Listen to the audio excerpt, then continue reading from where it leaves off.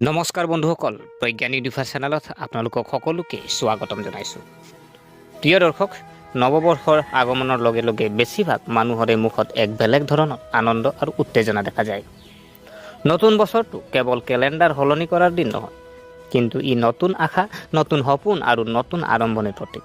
কিছুমানে নতুন চাকৰি ৰাখা, কিছুমানে নিজৰ ঘৰ আৰু বাহনৰ বাবে, আৰু আন কিছুমানে নিজৰ বিবাহিত জীৱনৰ নতুন আৰম্ভণিৰ বাবে অপেক্ষা কৰে।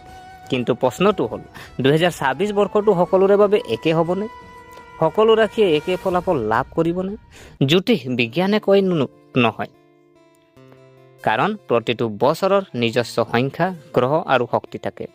সংখ্যা বিজ্ঞানৰ মতে 2026 বৰ্ষৰ ভিত্তিত সংখ্যা হৈছে 1 আৰু 36, আৰু 1 নম্বৰৰ শাসক হৈছে সূৰ্য, নিজেই গ্ৰহ ৰজা।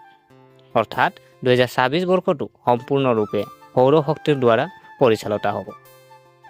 আজি পৰিচালিত হ'ব, আৰু যেতিয়া সূৰ্যৰ কথা আহে তেতিয়া প্ৰথমে মনলৈ অহা ৰাশিটো হ'ল সিংহ ৰাশি। গতিকে আজিৰ বিশেষ ভিডিঅ'টোত আমি বিতংভাৱে অন্বেষণ কৰিম 2026 চন কিয় সিংহ ৰাশিৰ বাবে সোণালী সময়। সিংহ ৰাশিৰ ওপৰত সূৰ্যই কেনেকৈ আশীৰ্বাদ বৰষুণ কৰিব? কেৰিয়াৰ, ধন সম্পত্তি, প্ৰেম, বিবাহ, স্বাস্থ্য, ব্যৱসায়ৰ ওপৰত ইয়াৰ কি প্ৰভাৱ পৰিব? কি প্ৰতিকাৰে আপোনাৰ ভাগ্য বহুগুণে শক্তিশালী কৰিব? গতিকে ভিডিঅ'টো শেষলৈকে নিশ্চয় চাব, কাৰণ শেষত এটা সূৰ্যৰ প্ৰতিকাৰ প্ৰকাশ পাব যিয়ে সিংহ ৰাশিৰ বাবে ভাগ্য সলনি কৰিব পাৰে। গতিকে পলম নকৰি আহক আমি ভিডিঅ'ৰ মাজলৈ সোমাই যাওঁ। প্ৰিয় দৰ্শক, সংখ্যা বিজ্ঞান আৰু 2026 চনৰ গোপনীয়তা যদি চোৱা হয়, সংখ্যা বিজ্ঞানৰ মতে 2+0+2+6 সমান 10, 1+0 সমান 1, অৰ্থাৎ 2026 চনৰ ভিত্তি সংখ্যা হ'ল 1। 1 নম্বৰৰ গুৰুত্ব: নেতৃত্ব, আত্মবিশ্বাস, ক্ষমতা, সফলতা, আত্মসন্মান, চান পাৱাৰ। 1 নম্বৰটো সূৰ্যৰ সৈতে প্ৰত্যক্ষ সম্পৰ্ক আছে। সূৰ্যই আত্মসন্মান, সন্মান, মৰ্যাদা, প্ৰতিপত্তি আৰু ৰাজকীয়তাক বুজায়। এইকাৰণেই 2026 চনত নেতাসকল, চৰকাৰী খণ্ডৰ লগত জড়িত লোক, প্ৰশাসন, ৰাজনীতি, ব্যৱসায় আৰু পৰিচালনাৰ লগত জড়িত যিসকল জাতক জাতিকা আছে বিশেষভাৱে লাভৱান হ'ব। আৰু এই সকলোবোৰ গুণক শাসন কৰা ৰাশি সিংহ ৰাশি। সিংহ ৰাশিৰ প্ৰকৃতি আৰু সূৰ্যৰ সৈতে সম্পৰ্কনো কি? সিংহ ৰাশিত সূৰ্য দেৱতাই শাসন কৰে, আৰু সূৰ্য দেৱতাক গ্ৰহ ৰজা বুলি কোৱা হয়। সিংহ ৰাশিৰ স্থানীয় যিসকল জাতক জাতিকা আছে, আত্মসন্মানী, নেতৃত্ব দিয়া ক্ষমতা তেওঁলোকৰ আছে। আত্মবিশ্বাসেৰে ভৰপূৰ, সহজে কাকো প্ৰণাম নকৰে, তেওঁলোকৰ সন্মানৰ বাবে যিকোনো কামেই কৰিব। যেতিয়া সূৰ্য শক্তিশালী হয়, এজন সিংহ ৰাশিৰ ব্যক্তিয়ে ৰজাৰ দৰে জীয়াই থাকে। আৰু 2026 চনত সূৰ্য দেৱতাই সিংহ ৰাশিৰ জাতক জাতিকাক দান দিব। কি দান দিব? সন্মান, সফলতা, প্ৰভাৱ, শক্তি আৰু স্থিৰতা। প্ৰিয় দৰ্শক, 2026 চনত মুখ্য গ্ৰহ প্ৰৱেশ আৰু সিংহ ৰাশি যিহেতু যদি চোৱা হয়, 2026 চনত কেইবাটাও ডাঙৰ আৰু গুৰুত্বপূৰ্ণ গ্ৰহ প্ৰৱেশৰ সাক্ষী হ'ব। বৃহস্পতি, জ্ঞান, সৌভাগ্য, ধন, ধৰ্মৰ প্ৰতিনিধি। বৃহস্পতিৰ শুভ দৃষ্টিশক্তি সিংহ ৰাশিৰ সৌভাগ্য বৃদ্ধিৰ ইংগিত দিয়ে। মংগল যদি চোৱা হয়, সাহস, শক্তি আৰু আত্মবিশ্বাস। মংগল গ্ৰহৰ সমৰ্থনে সিংহ ৰাশিৰ নিৰ্ভীক কৰি তুলিব। ৰাহু কেতু, হঠাৎ পৰিৱৰ্তন, পুৰণি বিপদৰ পৰা সকাহ, নতুন দিশ বিচাৰি উলিওৱা। সিংহ ৰাশিৰ বাবে এই সকলোবোৰ গ্ৰহৰ সামূহিক প্ৰভাৱ হ'ব।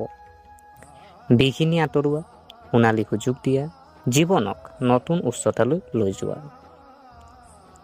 প্ৰিয় দৰ্শক, এতিয়া আমি জানো আহক যে 2026 চনৰ সিংহ ৰাশিত কেৰিয়াৰ আৰু চাকৰিৰ প্ৰভাৱ যিটো, আগতো মই 2026 চনৰ আজি সিংহ ৰাশিৰ ওপৰত যিহেতু কিজানি ভিডিঅ' দিয়া হৈছে নেকি, আপোনালোকে চাব পাৰে। কিন্তু আজি এই যি প্ৰৱেশ, এই যি আপোনাৰ আশীৰ্বাদ, সূৰ্যদেৱৰ আশীৰ্বাদ, এইটোৰ কথা তাত কোৱা হোৱা নাছিল চাগে।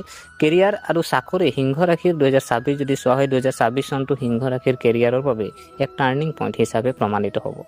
কৰ্মসংস্থাপনত থকাসকলৰ বাবে পদোন্নতিৰ প্ৰবল সম্ভাৱনা, উচ্চ পদবী লাভ কৰা, চৰকাৰী চাকৰিত থকাসকলৰ বাবে বিশেষ সুবিধা,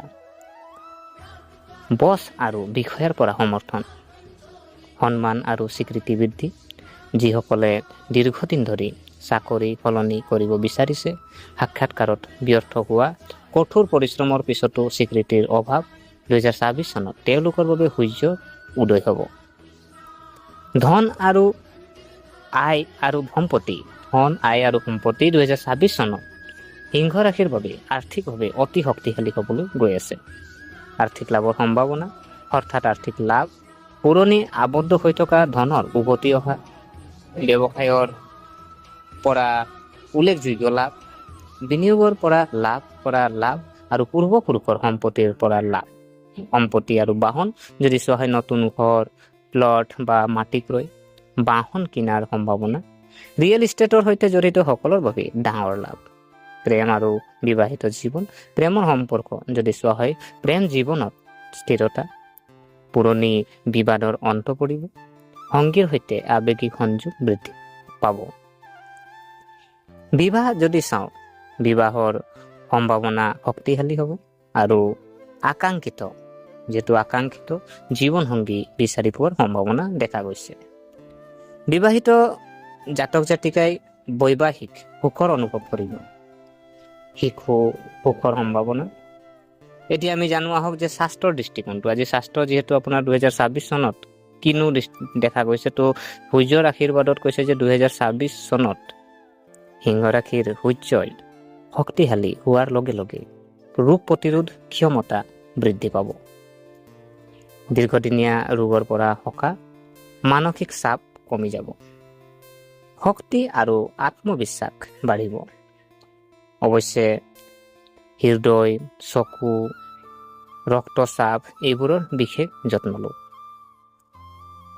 সিংহ ৰাশিৰ বাবে বিশেষ সূৰ্যৰ আজি আমি যদি কিছু প্ৰতিকাৰ অতি শক্তিশালী, সেই প্ৰতিকাৰবোৰ যদি আমি জানো যে যদি চোৱা হয়, প্ৰতিদিনে আপুনি কি কৰিব, পুৱা আপুনি সূৰ্যক দেৱক আপুনি পানী আগবঢ়াওক আৰু পাৰিলে তামৰ পাত্ৰ এটাত পানী, ৰঙা ফুল, গুড় দি আপুনি অৰ্ঘ্য হিচাপে আগবঢ়াওক।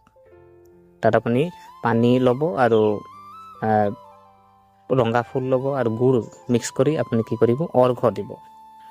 আৰু দেওবাৰে আপুনি পাৰিলে উপবাস, নিমখবিহীন খাদ্য খাওক, আপুনি ঘেঁহু বা গুড়ৰ দান কৰক আৰু সূৰ্য মন্ত্ৰ আপুনি জপ কৰিব পাৰে, যেনে ধৰি লওক ওম ঘৃণী সূৰ্যায় নমঃ। দৈনিক আপুনি 108 বাৰ মন্ত্ৰ আপুনি জপ কৰক।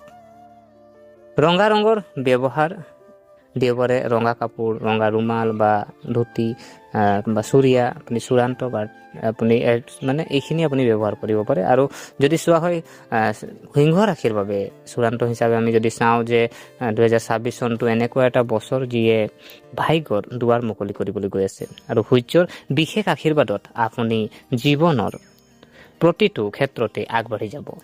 এই বছৰে আপোনাৰ প্ৰকৃত পৰিচয় উদঙাই দিব। আপুনি মাত্ৰ প্ৰয়োজন হ'ল আত্মবিশ্বাস বজাই ৰাখক, ইগৰ পৰা আঁতৰি থাকক আৰু সূৰ্যদেৱক সন্মান কৰক। গতিকে প্ৰিয় দৰ্শক, এয়া আছিলে সিংহ ৰাশিৰ 2026 চনৰ সূৰ্যদেৱৰ আশীৰ্বাদত আপোনাৰ যি ৰাশিৰ ফলাফল। গতিকে আশা কৰিছোঁ আপোনালোকে ভিডিঅ'টো চাই ভাল পালে। যদি এই ভিডিঅ'ই আপোনাক কিঞ্চিত মানুহ লাভান্বিত কৰিলে, তেনেহ'লে ভিডিঅ'টো লাইক কৰিব আৰু যিমান পাৰে শ্বেয়াৰ কৰিব আৰু কমেণ্টত ওম সূৰ্যায় নমঃ আপুনি কমেণ্ট কৰিব পাৰে। আৰু আমাৰ চেনেলটো যদিহে ছাবস্ক্ৰাইব কৰা নাই, অনুগ্ৰহ কৰি ছাবস্ক্ৰাইব কৰি আমাক উৎসাহিত কৰিব বুলি আশা থাকিলে পুনৰ লগ পোৱাৰ প্ৰতিশ্ৰুতিৰে আজিলৈ আমি বিদায় মাগিলোঁ। ধন্যবাদ।